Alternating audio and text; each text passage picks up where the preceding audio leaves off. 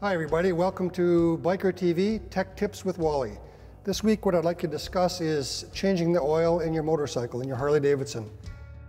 With all of our models, it's very important that you bring your bike up to operating temperature, which again is about a 20-mile ride, about 20 minutes riding your motorcycle to get the oil up to temperature and then check your level.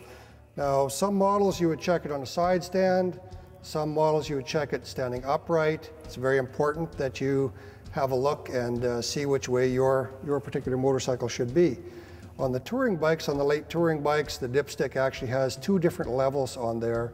One level shows it on the side stand, one level shows it on upright. So make sure that whichever way you're checking is correct. You got to be very careful that you don't overfill it. We've had some carryover issues with people that have not been bringing their oil up to temperature. A carryover is when you have some oil coming out of your breather system into your air cleaner. That's not supposed to happen. So pay particular attention that your oil is warm when you're up to operating temperature when you check it. Why do we want to change our oil? You know, the oil runs hot, the heat will break the oil down, and eventually what will happen is it won't lubricate as well as it should lubricate. At that point, you can have metal-to-metal parts rubbing against each other with the film of oil not working the way it should, and excessive wear in your motor can take place. We don't want that to happen. Also, contaminants will build up in your oil from the combustion. Water will build up in your oil, perhaps over a period of time. And once those contaminants get in there, they will eventually dilute your oil.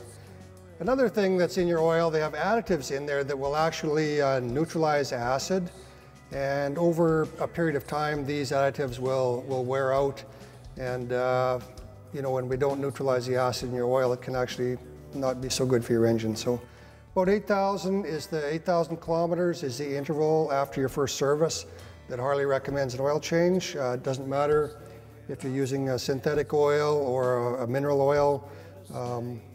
8,000 kilometers is the change interval for our bikes. I would recommend Harley Davidson oil. They test their oils to meet the needs of their particular motor, which is an air-cooled pushrod engine. You know, they're not going to build an oil that's not good for your bike. You're not going to find a better oil for Harleys. Let's have a look at the procedure. What we want to do, as we said, with checking your oil, you want to bring the bike up to operating temperature. A couple of reasons we want to do that. One is so that we have any contaminants that are in the oil are held in suspension at that point. It's anything that was laying in the bottom of the tank perhaps is picked up by the oil and it's in suspension.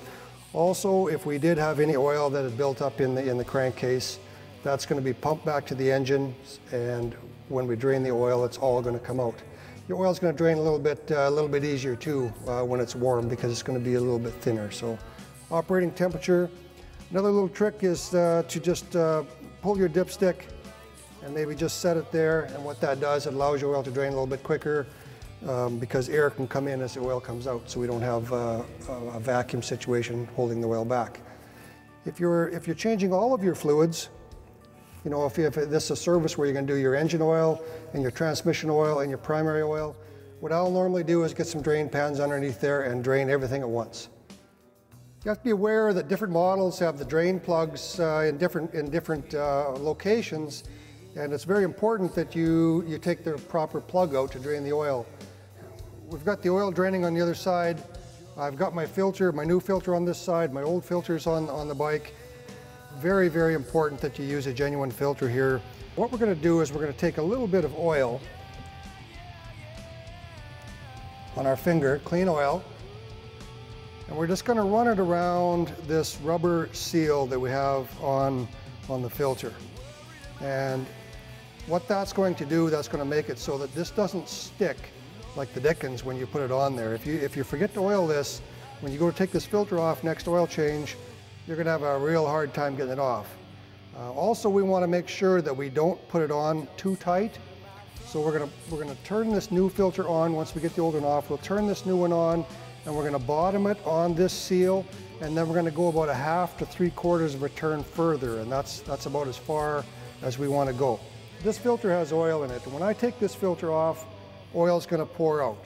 So what I would normally do is I'm going to let it just pour out And then after I'm finished all this oil changing, I'm gonna wash the bike because there's gonna be oil spilt on it.